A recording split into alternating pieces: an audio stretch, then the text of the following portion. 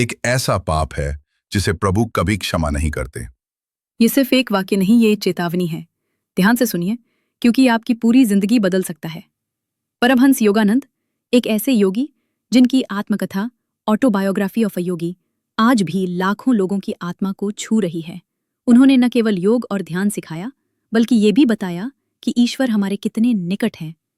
उनका जीवन एक खुली किताब था और हर शब्द आत्मा की गहराई से निकला हुआ। सत योगानंद कहते हैं, ईश्वर प्रेम है, करुणा है। वो हर पाप को क्षमा कर सकते हैं, चाहे वो कितना भी बड़ा क्यों ना हो। लेकिन एक पाप है जो यदि हम बार बार करें तो ईश्वर भी मुंह फेर लेते हैं। तो फिर किस पाप की बात हो रही है?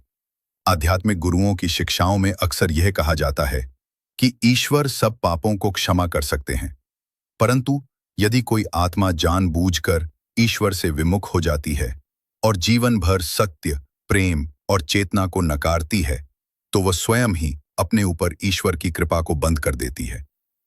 परमहंस योगानंद भी कहते हैं कि ईश्वर प्रेम स्वरूप हैं, वो क्षमाशील हैं। लेकिन वो कौन सा पाप हो सकता है जो क्षमा नहीं होता? ईश्वर को पूरी तरह नकारना, आत्मा की पुकार को दबाना और अहंकार में पूरी तरह डूब जाना। इसे कई संतों ने ऐसा पाप कहा है जिससे आत्मा स्वयं को ईश्वर से काट लेती है।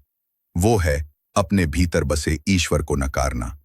जी हाँ, जब हम ये मान बैठते हैं कि हम केवल ये शरीर हैं, केवल ये मन है, जब हम आत्मा की आवाज को दबा देते हैं, जब हम ये कह देते हैं ईश्वर है ही नहीं, तब हम अपने आप को ईश्वर की कृपा से काट लेते हैं। ईश्वर हमें क्षमा करना चाहते हैं, पर दरवाजा हमने ही बंद कर दिया। आज के दौर में जब हर कोई भौतिक सुखों की दौड़ में भाग रहा है, हम ईश्वर को पुरानी बात समझने लगे हैं।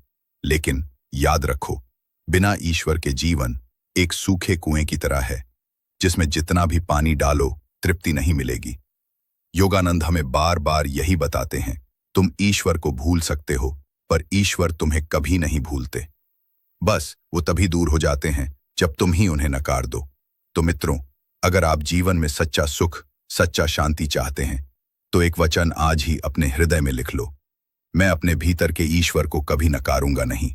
मैं हर रोज कुछ पल ध्यान, प्रार्थना और मैं अपने भीतर के ईश्वर को कभी नकारूंगा नहीं। मैं हर रोज कुछ पल ध्यान, प्रार्थना और आत्मा की शुद्धता को दूंगा, क्योंकि प्रभु की कृपा असीम है। बस दिल का दरवाजा खुला रखना। अगर ये बात आपके मन को छू गई हो, तो वीडियो को लाइक करें और माई वर्ल्ड चैनल को सब्सक्राइब करना ना भूलें। आपके एक शेयर से किसी की आत्मा जाग सकती है। धन्यवाद। हर हर महादेव।